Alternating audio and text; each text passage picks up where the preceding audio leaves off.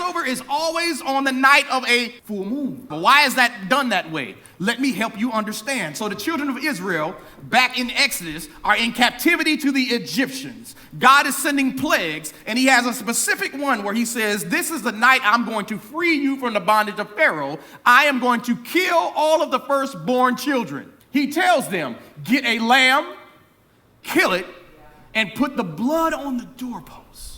Then I want you to feast on that lamb and to eat it all. And that night, as the death angel comes through, if it sees the blood on the door, it will know to pass over your home. Did you know that the Egyptian god of that month was a ram? Do you know what rams give birth to?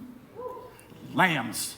The Egyptian god that they would have been serving that month was their god that they looked at to provide their strength. Not only that, they represented their god's strength through the cycles of the moon. So their God in his month on this day with a full moon would have been at his absolute most powerful.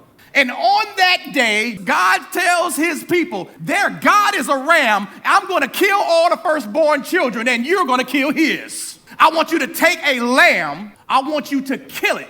I want you to take the blood from the ram and put it on the doorpost where everybody can see it. And then I want you to feast on his children in their sight. Can you imagine the Egyptians looking at the Israelites as they go out slaughtering lambs? And on the night when he's supposed to be the most powerful, I'm going to prove to them that I am more powerful than their most powerful God.